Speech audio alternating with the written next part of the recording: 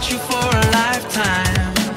You're my favorite movie, 1,000 days.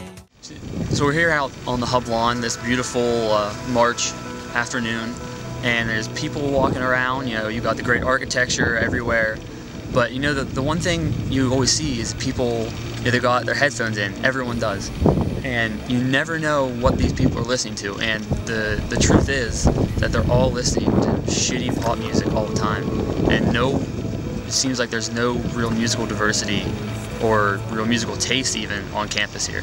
What are you listening to right now? On My Level by Wiz Khalifa. All right, thank you. Yeah, that's not very surprising to hear what he was listening to. So one thing that we're severely lacking in Penn State bar scene is music.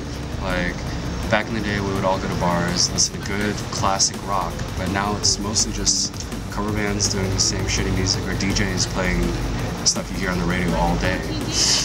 Like, one of the only bands that is pretty popular is Go Go Gadget, but they're doing covers of top 40s that everybody listens to on the radio every single day. Like The First and Dark Horse Tavern, they have pretty good live music once in a while, but everybody in this town is so focused on getting fucked up and grinding girls that they really don't care about the music anymore.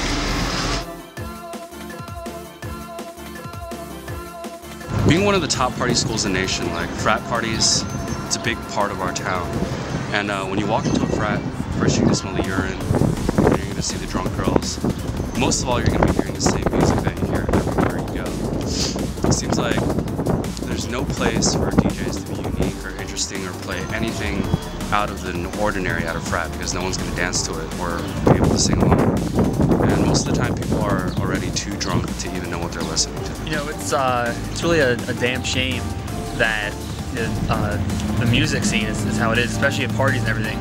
Because, you know, college is the one time in your life where you really get to explore, you get to explore yourself, you get to explore everything. And, you know, people don't explore music the way they really should be. It's a shame that all these great bands and artists aren't getting any recognition at all. They don't get the light of day because, you know, you can't dance to them at a frat, or you didn't hear it in the line dance at Fawn. And it's just a shame because there's so many great bands and local artists even that aren't getting the light of day because they're not considered popular by a lot of the kids. I think my favorite techno dubstep band would be Deadmau5, and my boyfriend listens to Bass Nectar.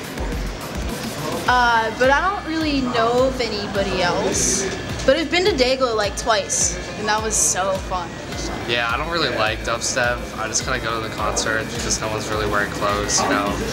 Like, if you look at all the music festivals like Ultra, they're just not wearing clothes. It's a great time. So we just interviewed some people in the Hub about electronic music, and it seems like nobody knows what they're talking about. Basically, Avicii is a producer and a DJ that came to our school. And before he had come here, no one knew about him. But as soon as it was announced, everybody went crazy. And they were like, I love electronic music. And they just used this as an excuse to get really fucked up and roll balls at the concert. And it was just a cool thing to do. So everybody's really into electronic music now. Like most things, there's obviously exceptions to what we've been talking about. You know, some of the bars, they have decent bands. The First and the Dark Horse come to mind for me because, you know, they have decent bands every once in a while. People actually listen to and enjoy. You know, there's a lot of great DJs, and the people that are there are actually interested in the music, less than getting drunk and grinding, whatever the hell kids do these days. And, you know, it's nice.